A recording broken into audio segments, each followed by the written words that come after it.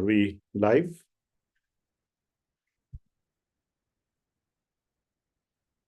Yes, So yes, we are live, Prabhu. We are live, Prabhu. Okay. Hare Krishna, everyone. Welcome to the Srimad Bhagavatam class of ISKCON Portland on Sundays. Hare Krishna, Jai Nitai Prabhu, Narottam Vilas Prabhu. Hare Krishna, Prabhu. Hare Krishna.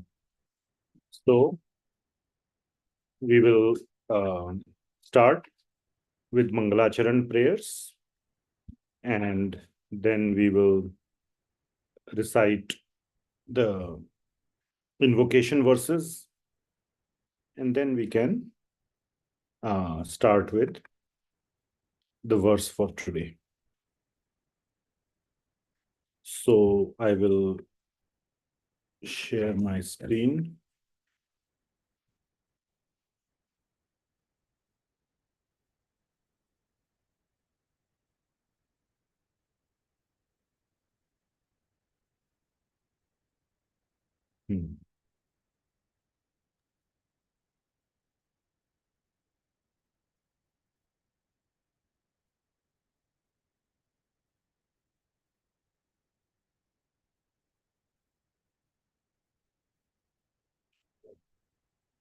So I hope my internet remains stable.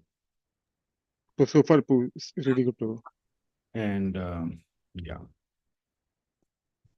Om Ajnanatimirandhasya Jnananjanashalakaya Chakshurunmilitam Yena Tasmai Shri Gurave Namaha. Shri Chaitanya Manobhishtham Sthapitam Yena Bhutale Soyam Rupa Kadamahyam Dadati Swapadantikam Vandeham Shri Guru Shri Yuta Padkamalam Shri Gurun Vaishnavanscha Shri Rupam Sagrajatam Sahagana Raghunathanvitam Tam Sajivam Sadvaitam Savadhutam Parijana Sahitam Krishna Chaitanya Devam Shri Radha Krishna Padan Sahagana Lalita Shri Vishakhanvitamscha Nama Om Vishnupadaya Krishna Preshthaya Bhutale Srimate Bhaktivedanta Swami Niti Namine Namaste Saraswati Devi Gauravani Pracharine Nirvishesha Shunyavadi Paschatya Deshatarine hey Krishna Karuna सिंधो दीनबंधो जगतपते गोपेशा Gopika Kant Radha Kant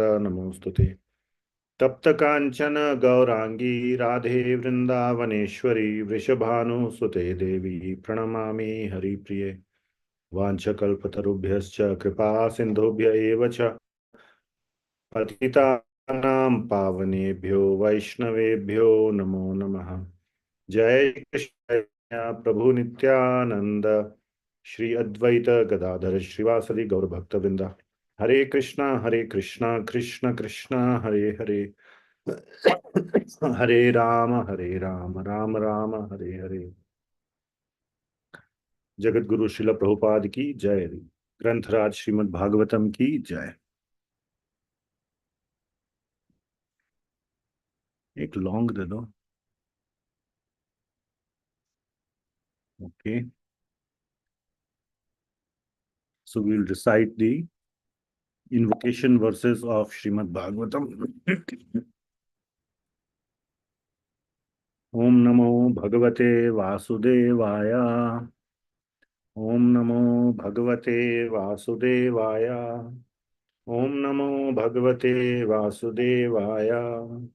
Narayanam Namaskritya Naram Chaiva Narottamam Devim Saraswatim Vyasam Tato Jayamudirayet. नष्टप्रायेषु अभद्रेषु नित्यं भागवत सेवया भगवति उत्तम श्लोके भक्तिर्भवति नैष्ठिकी कृष्णाय वासुदेवाय देवकी नंदनाय च नंदगोपकुमाराय गोविंदाय नमो नमः।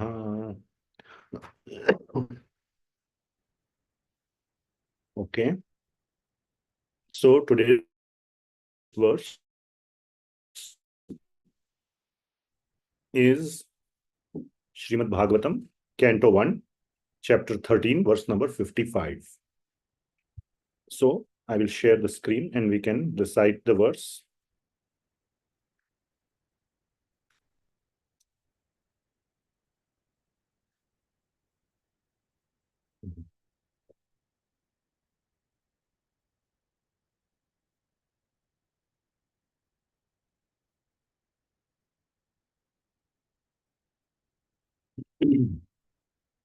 Okay, so I will recite few times and then I will request devotees if they want to recite, then we can do that. विज्ञानात्मनि संयोज्य क्षेत्रज्ञे प्रविलाप्यतम् ब्रह्मण्यात्मानम् आधारे घटांबरम् इवांबरे. One more time. विज्ञानात्मनि संयोज्य क्षेत्रज्ञे प्रविलाप्यतम् ब्रह्मण्यात्मानम् आधारे घटांबरम् इवांबरे. विज्ञानात्मनि संयोज्य क्षेत्रज्ञे प्रविलाप्यतम् ब्राह्मण्यात्मानम् आधारे घटांबरम् इवांबरे. Would some devotees like to recite? Prabhu. विज्ञानात्मनि संयोज्य क्षेत्रज्ञे प्रविलाप्यतम् ब्रह्मण्यात्मानमाधारे घटांबरमिवांबरे. Thank you, Prabhu. Krishna. Very nice, thank you. हरे कृष्ण प्रभु जी। विज्ञानात्मनि संयोज्य क्षेत्रज्ञे प्रविलाप्यतं ब्रह्मणि आत्मानम् आधारे घटांबरम् इवांबरे। हरे Krishna. Thank you, Jayanitai Prabhu.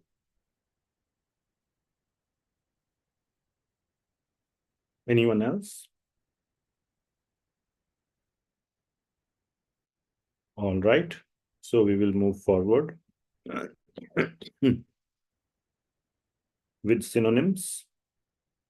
Vijnana, purified identity. Atmani, in intelligence. Samyojya, perfectly fixing. Kshetragye, in the matter of the living being. Pravilapya, merging. Tam, him. Brahmani, in the supreme. Atmanam, pure living being.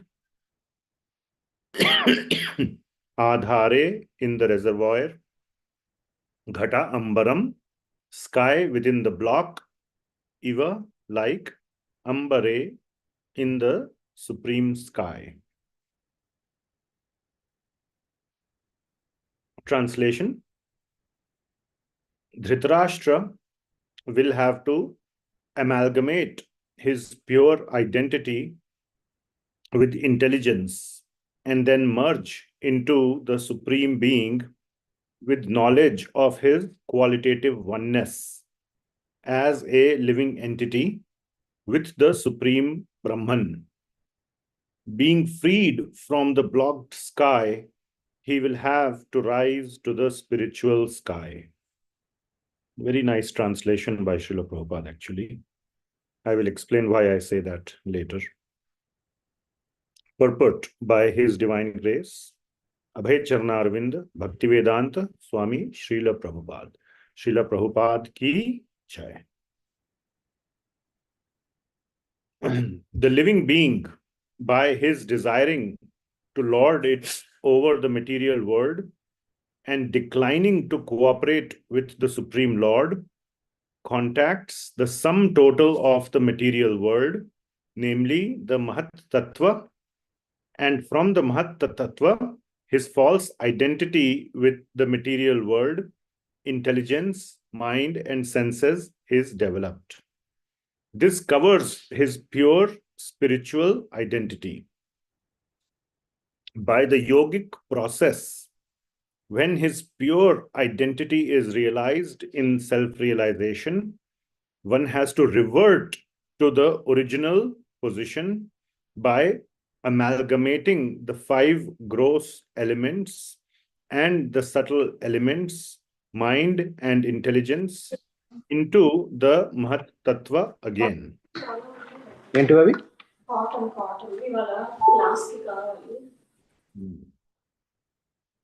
Okay.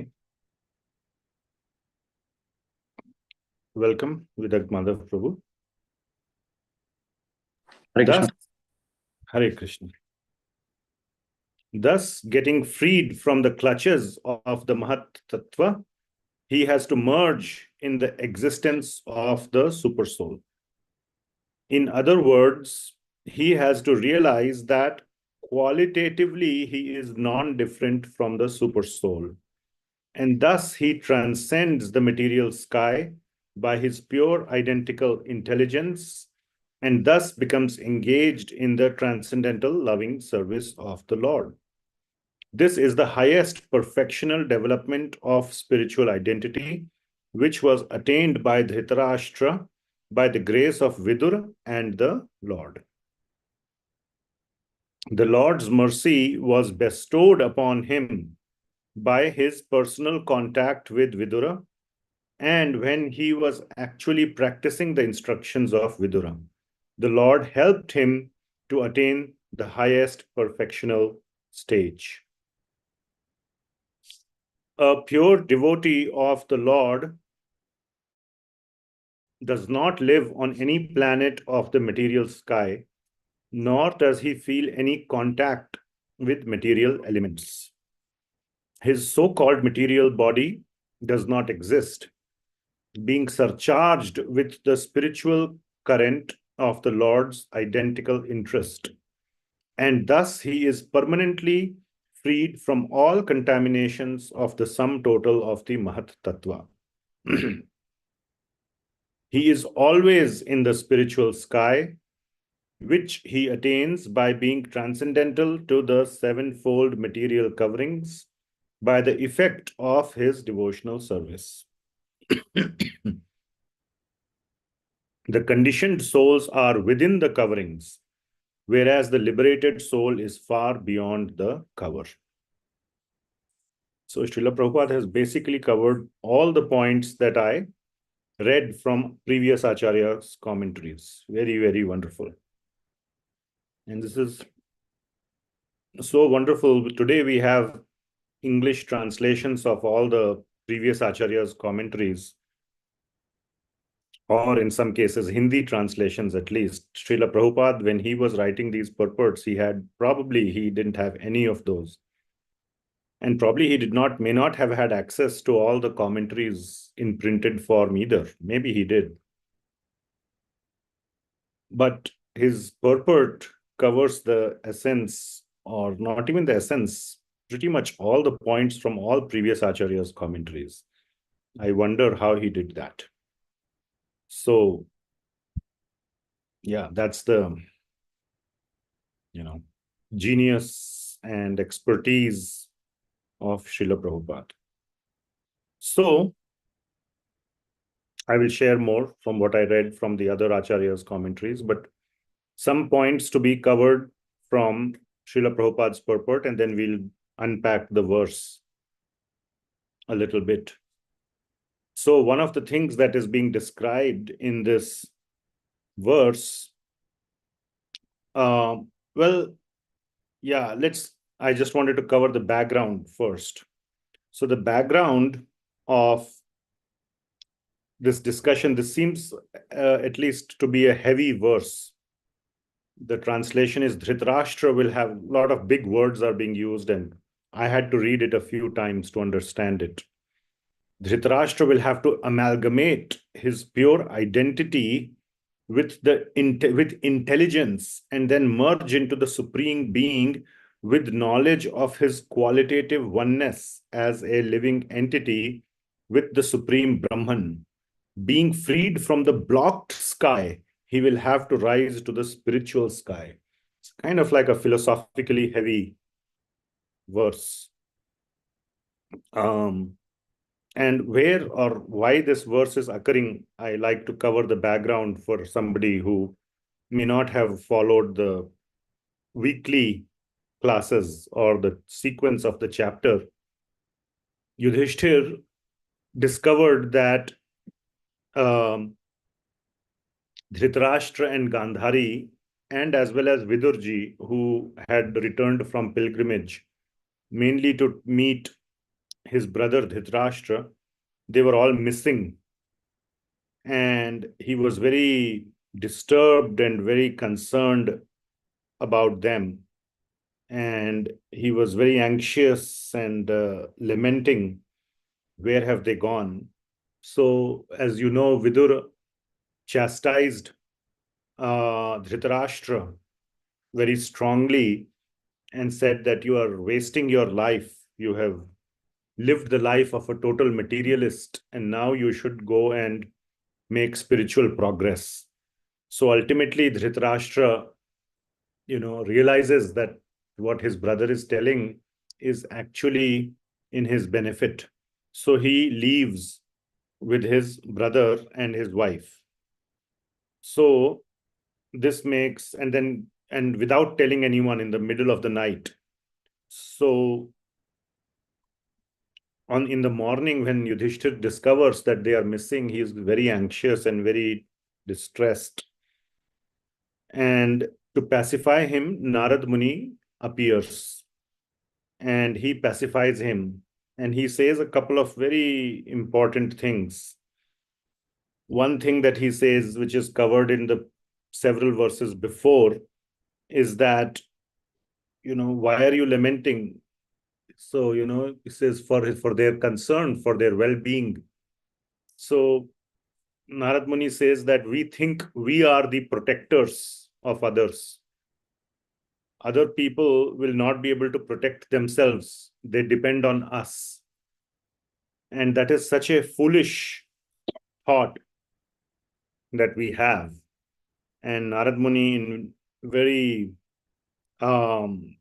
strong or very intense terms, describes that we think we are indispensable. Other people depend on us for protection and so on, but we cannot even protect ourselves. What to speak of protecting someone else? Kala, or time, is waiting to eat us. Just like one creature eats the other, one day we will be eaten ourselves. So how can we protect anyone? And we think we are other people's protectors. So it's a very, very deep point. At least I found it to be very true. And as you know, my children live outside, in a different city, and I worry about them.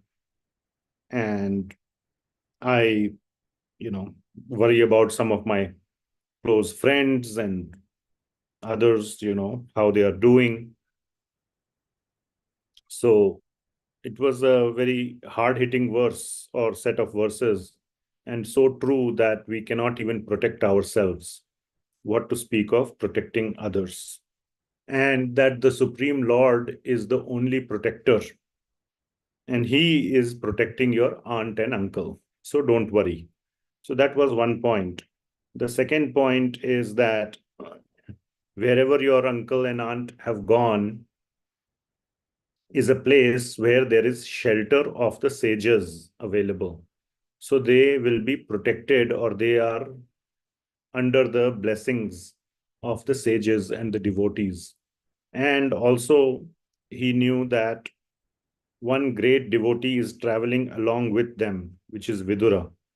So Narad Muni also tells that Vidura is guiding your uncle, and he is performing intense yoga, and he will reach or attain the perfected position within the next 5 days. So very specific things Narad Muni tells to Yudhishthir Maharaj, which pacifies Yudhishthir Maharaj quite a bit.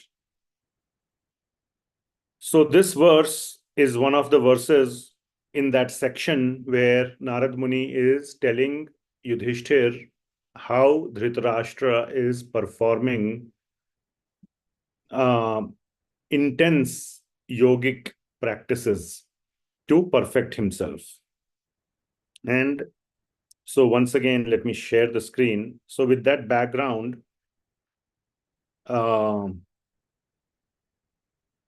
we will see here, again, the translation is given here.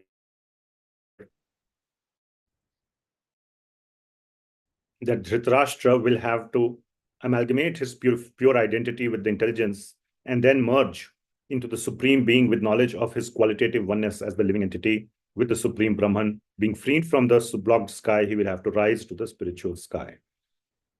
So what is mentioned here is that how one, the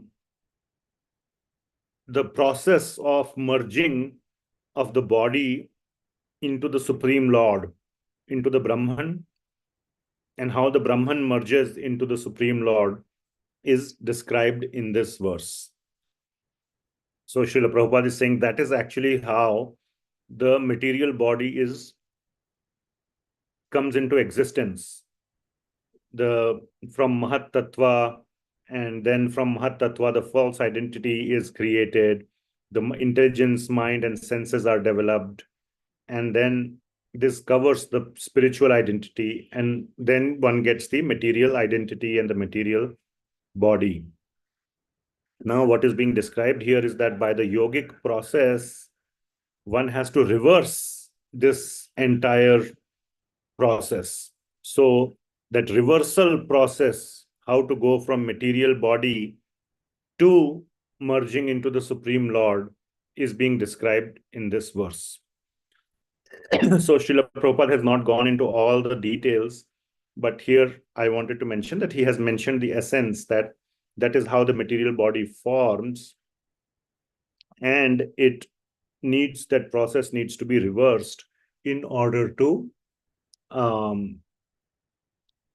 be liberated. So other previous acharyas, primarily Sri Vishwanath Chakravarti Thakur, has explained that very nicely, and I wanted to cover that in detail a little bit, or step by step. So what is explained here, you can see from the verse that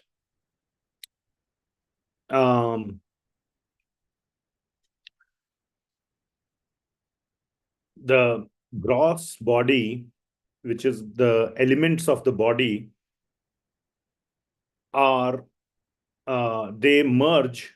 So the gross body comes into existence from the subtle body, and the root or the main cause of the gross body is ahankar, or false ego. So that false ego is called here as atmanam. And in the reversal process, the gross body merges into the subtle body, or the main cause of the subtle body, which is ahankar.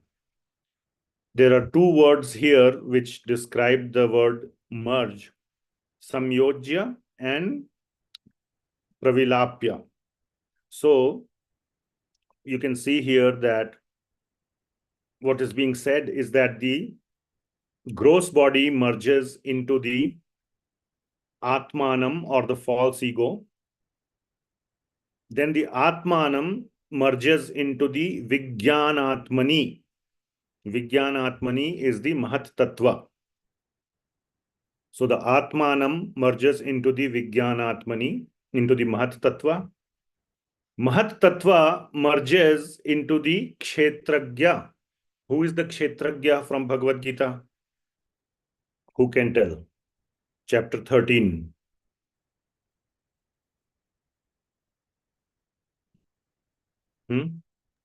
Body, Prabhu. Kshetragya is body.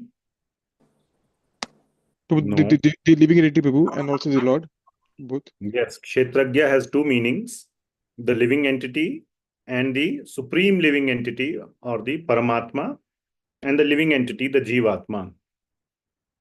So here, Kshetragya, the body, Vidagmadha Prabhu, is Kshetra. So I think you got mixed those Yes. two terms. Kshetra is the body. The knower of the body is Kshetra. Gya means one who knows, who has the Gyan of the Kshetra. And that is the living entity who knows his body.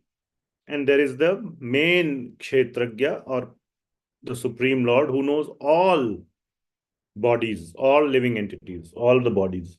So there are two Kshetragyas anyway. So here in this work, Kshetragya refers to the living entity.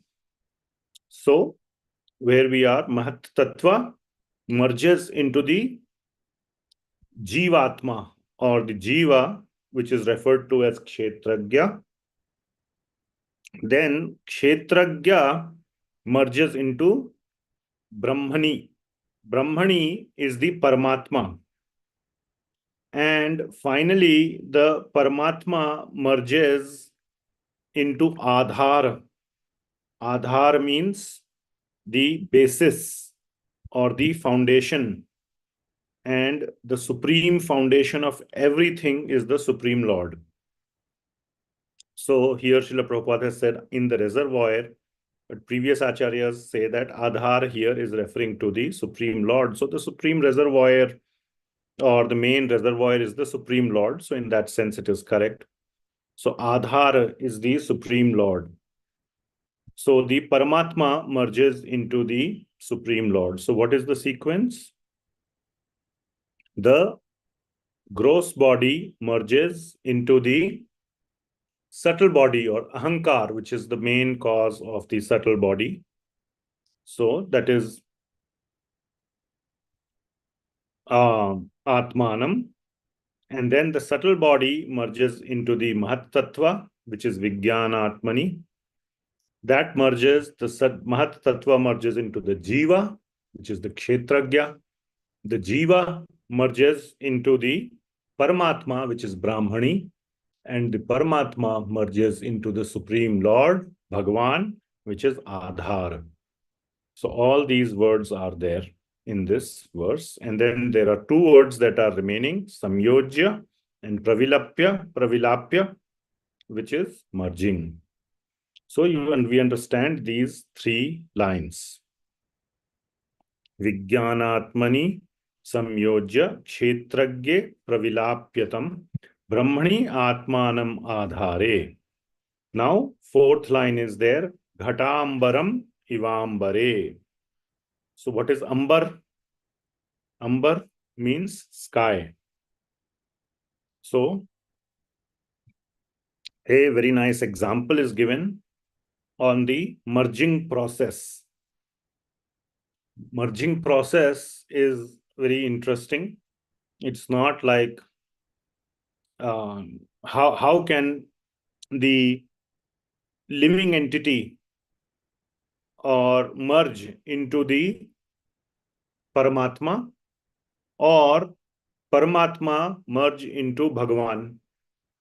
So first of all, Paramatma and Bhagavan are the same, or are they? Or what is the difference? Why is it mentioned that Paramatma merges into Bhagavan? What is there is a small discussion we can have on that. So any thoughts why it is mentioned that, or when does Paramatma merge into Bhagavan?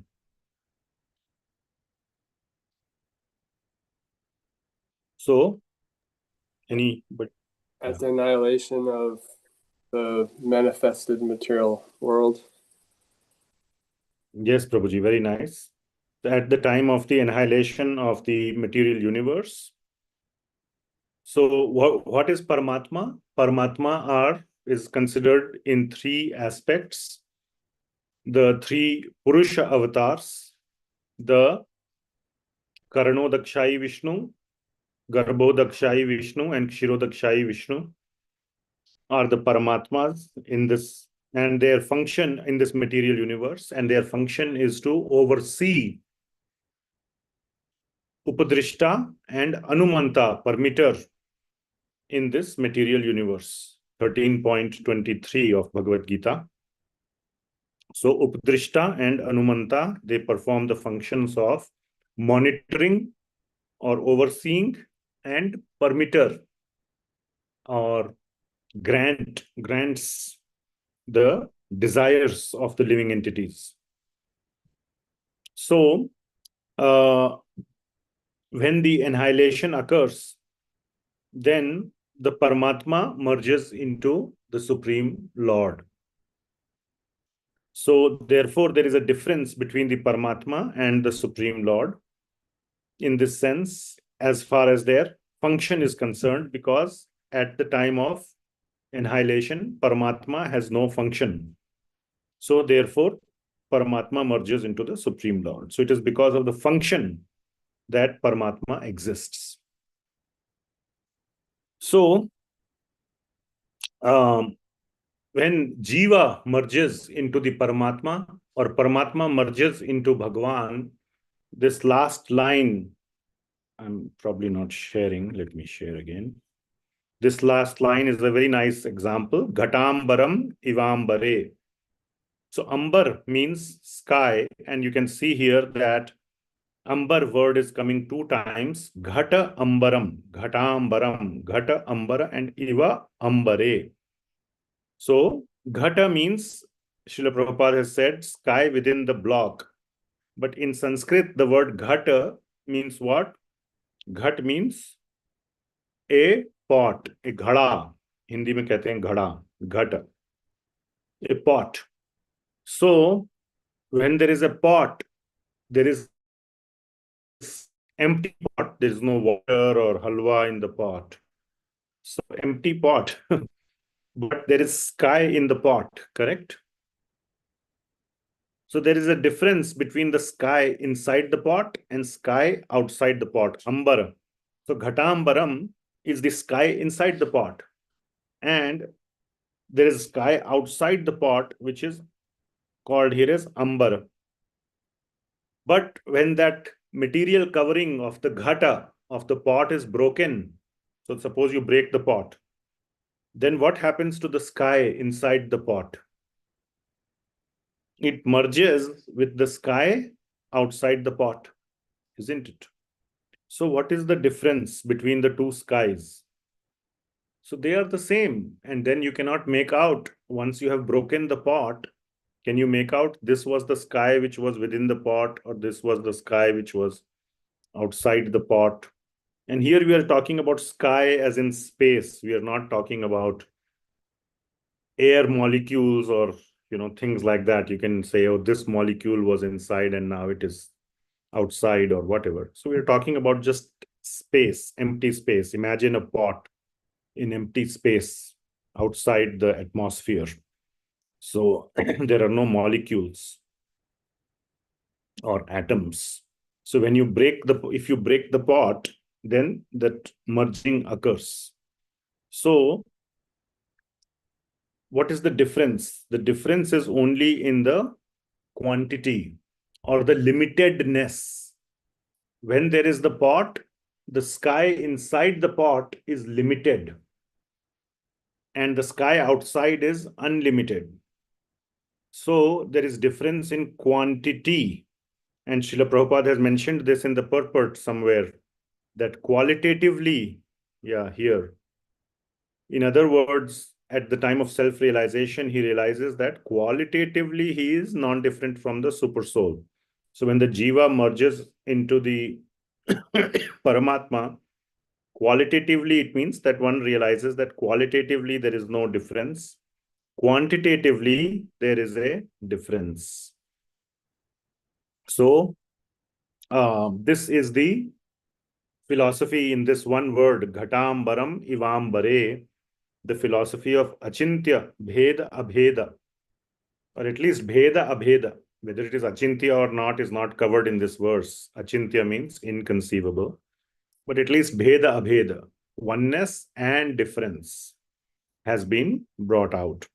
Just like the sky is one inside and outside the pot, yet it is different as long as the pot exists. So as long as there is a material covering, pani dena.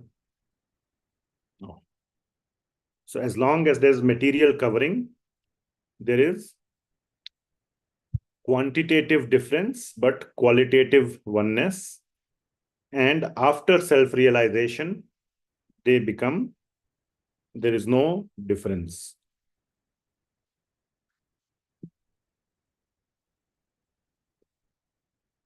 And then the Paramatma, similarly, at the end of annihilation, or at the time of annihilation, merges into the Supreme Lord. So these are the points. These are some of the points that previous acharyas have brought out about this verse. So another point that is brought out is that this verse is describing that Dhritarashtra is performing this intense process of yoga. And this is because he is not yet purified.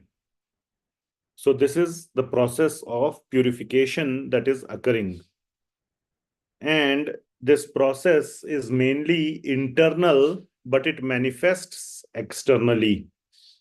It is internal because what it means that it is internal is because internally his gunas, what are gunas? The sattva, rajas, and tamas. These are the material gunas. They are conditioned. So that means the gunas, the living entity is conditioned by the material gunas, and not even conditioned, but conditioned in a bad way. So there was a lot of agitation and disturbance within Dhritarashtra because of his past conditioning or his past samskaras. And therefore, due to this internal conditioning by the gunas, it manifested externally in the disturbed or the agitated state of senses of Dhritarashtra. So Dhritarashtra's senses, external senses, were always disturbed. So as we see from Mahabharata, he was always anxious. He was always in a conflict. He was always disturbed and unsure of what to do. And ultimately, he acted in favor of his sense gratification, and which primarily meant to, to satisfy the desires of his son. So his sense gratification, he aligned it with the sense gratification of his son, Duryodhan. So this process, or due to his past conditioning, because of that, he was always disturbed and agitated, and he is undergoing this yogic process of cleansing and purifying himself. And in this process, he had a great asset. And the greatest asset, there was no assets that Dhritarashtra had in his life. Because of his past karmic activity, he was born blind. So that was his greatest misfortune, or one of his misfortunes. But all said and done, he had one great asset. Anybody knows what was the great asset that Dhritarashtra had? His brother was a pure devotee. Yeah. It's the Yes. first in mind. Go ahead. Yeah.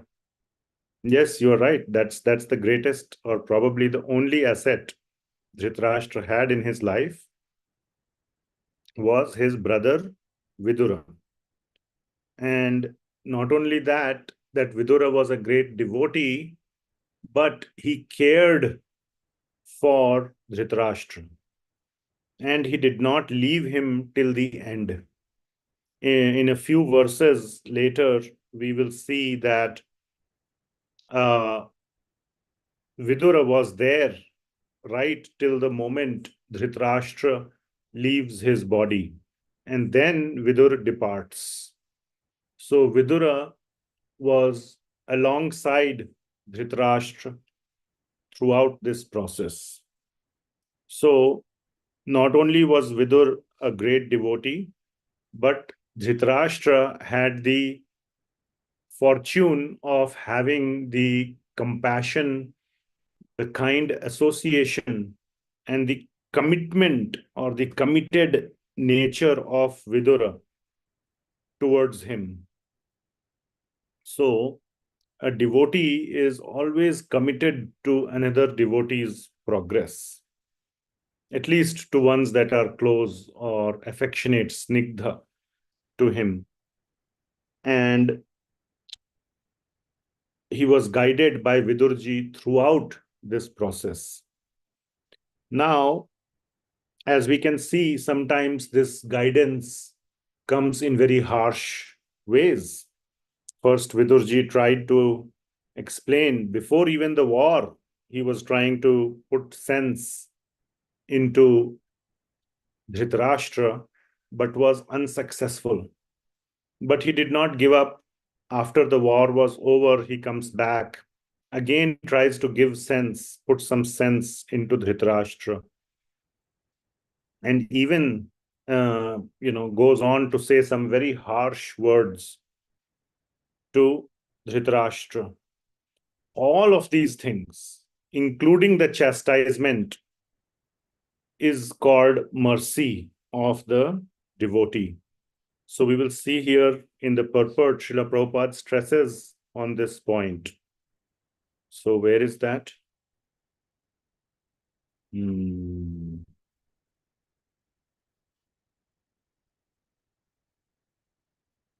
Yeah.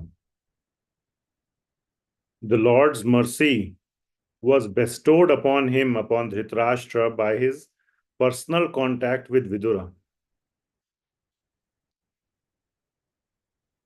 And when he was actually practicing the instructions of Vidura, the Lord helped him to attain the highest perfectional stage. So he was following, he actually, for the first time in his life, began to follow the instructions of Vidura, and that helped him to attain the highest stage. So this mercy that was bestowed, Lord's mercy was bestowed through Vidura. Here also we see this is the highest perfectional development of the spiritual identity, which was attained by Dhritarashtra by the grace or by the mercy of Vidura and the Lord. So the mercy of devotees is extremely, extremely important. And through Vidura's mercy only was Dhritarashtra able to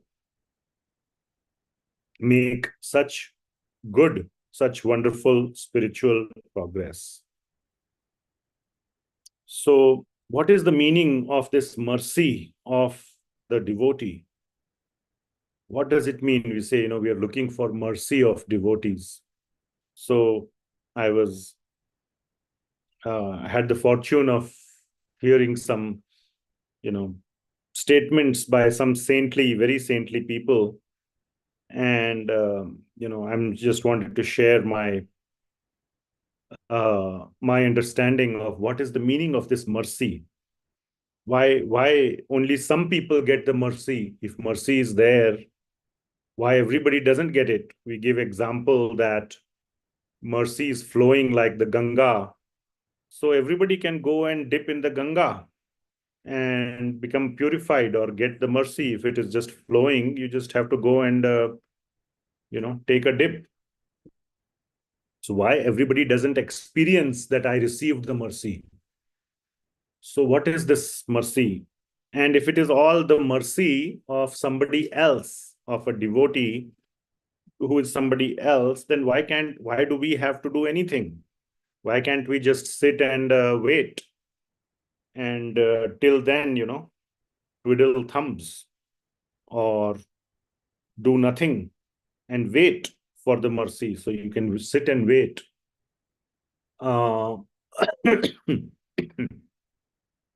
So what is the meaning of this mercy of a devotee? So what I understood, I'll just share my understanding, and devotees can add to it. So the first thing is that the mercy of the devotees is the main cause for our spiritual progress. And that is also what is said. But as I said, if that is the main cause, it leads to these contradictory questions, that why only some people seem to receive mercy and make progress. If that is the main cause and somebody is making progress and somebody else or we are not, then we seem to think he has mercy, but we don't have. How do you explain that? So first thing is that mercy is truly the main cause. And if that is the main cause, then why do we need to add anything, any other cause, like our effort?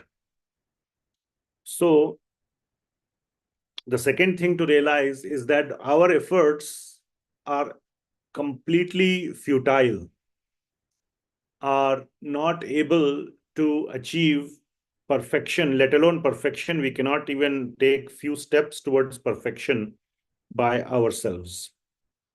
Only by the Lord's mercy, which is coming through the devotees, is it possible.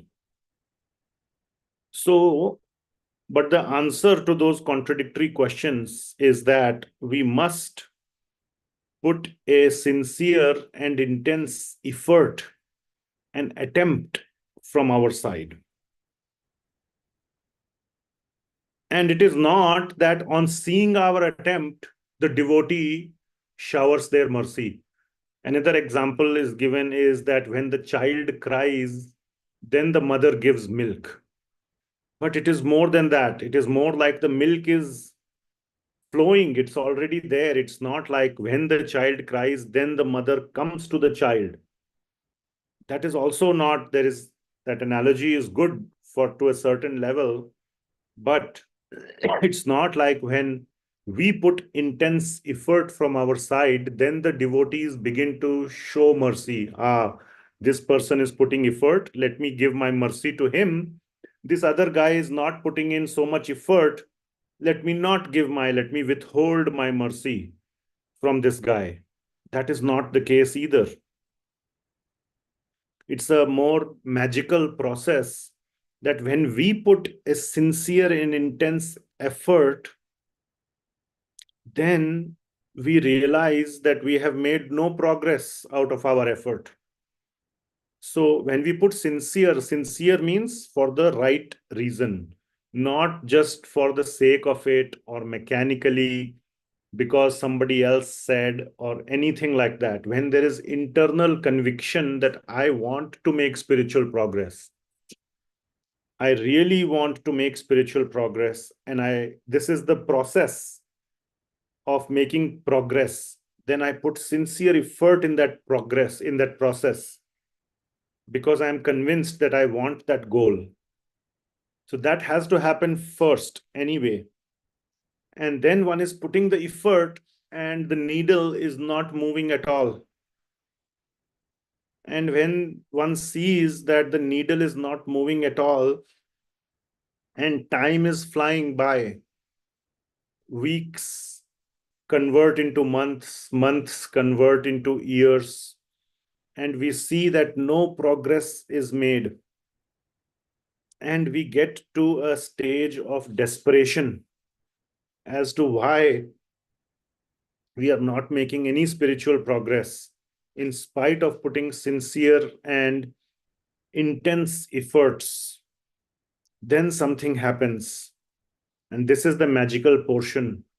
Our hearts open up. The doors of our heart open, and then the mercy which is already flowing, is already there outside, enters the heart. So the mercy is already there outside, but our hearts are closed because we think we can do it. And it's not a theoretical thing that to realize that we cannot. It has to be practically realized by putting intense effort. and coming to that stage of desperation, or in Sanskrit it is called vyakulta, that I'm not making any progress. And then out of that desperation, instead of giving up, we cry out that my efforts are so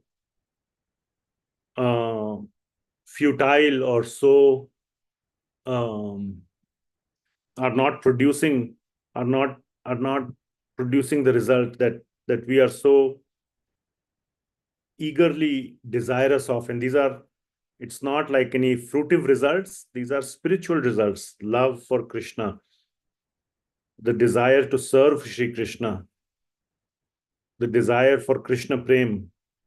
So, and then when we cry out, something magical happens, our hearts open up, and the mercy which is already present enters. So when we realize that there is no hope left, when we have tried every possibility, we have knocked on all doors, nothing has worked, then the heart opens really, and the mercy at that point enters. So this is my understanding by listening to some very saintly people. And I wanted to share that is probably the state of Dhritarashtra. And he had this association of this wonderful, wonderful devotee, Vidurji. So another thing is that we must strive to develop very strong devotee association, associating with devotees who are themselves very sincere in making progress. They do not have to be, if one can get the association of a pure devotee, like in Jaiva Dharma, there is, who is that? What is the name of that devotee whose association this Vrajanath gets? I forget. It's All called of you. Swami, or there's Paramahamsa Babaji, or there's Raghunath Das Babaji. Yes, yes. So, thank you. So, that will be best.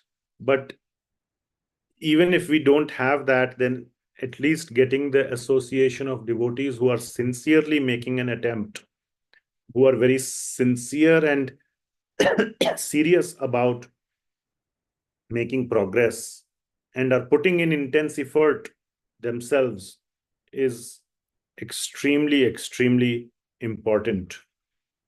So, and the more we associate, the more we ourselves put a sincere attempt, the more that mood of desperation and therefore surrender will occur, and we will realize that that is our only hope, the mercy of the devotees, and then the mercy enters the heart. And then we have the hope of making some progress. So that is my understanding, and that is what I think was the ultimate factor in Dhritarashtra's success. So we are at the top of the hour. I will stop here and see if devotees want to add anything or correct me for anything wrong I said, or have any comments, questions, etc. Thank you. Thank you, Prabhuji. Appreciate the class and the realization. I wanted to share one thing, if you permit me. I one time heard from Jamuna Devi. She gave an example of what Srila Prabhupada had said about the mercy of Guru, how it's always flowing. And the analogy he gave was when we're in a cave, we can't experience the sunlight. But when we step out of the cave, even though the sunlight's always shining, it's full day outside, midday, we're in the cave, we can't experience the sun. But when we come out, we can experience and benefit from the sun. So in the same way that's when we receive Guru's mercy, when we step out of the cave. And the same idea that you were saying, just different analogy he used. Very nice. Thank you. Thank you, Prabhuji. Taking the time to prepare this and share your realizations with us. I always appreciate it. Thank you. Thank you. Okay. If nobody else has anything Hare else, Krishna, Prabhu. Hare Thank you Krishna. so much, Prabhu. Wonderful class, Prabhu, as always. Just very insightful and then good to speak from the heart, Prabhu. And thank you for explaining the words so beautifully, especially the last part where you shared your realization, or what that is what you heard from the senior Vaishnavas. That is very, very beautiful, Prabhu. I know you could say very magical. It's and I think it make me a little bit more appreciative or desirous of maintaining and creating association of devotees, especially those who are very eager to progress themselves, not at all out of I mean sincere desire, not just out of vanity or to show how wonderful they are, but sincere desire, with sincerity to make progress and attain the highest good. That thank you so much for that is very beautiful, Prabhu. Very beautiful. Thank you so much. Thank you. Thank you, Prabhuji. Okay. Okay, then if you all permit, we can end the class here.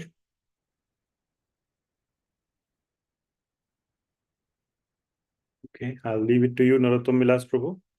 Yeah, thank you so much once again, Prabhu, for taking your time and giving us your valuable association and by serving Srimad Bhagavatam and helping us get inch closer to achieve the supreme goal of Lord Krishna Prem. Thank you so much, Prabhu, for taking speak all the way from Bangalore.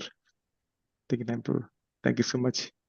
Jai Vanchakalpatarupaschakravasantubhye पतितानां पावनेभ्यो वैष्णवेभ्यो नमो नमः अनंत वैष्णव की जय ग्रंथराज श्रीमद् भागवतम की जय श्री प्रभुपाद की जय. Thank you so much, Prabhu. Hare Krishna. Have a wonderful yatra, Thank you. Prabhu.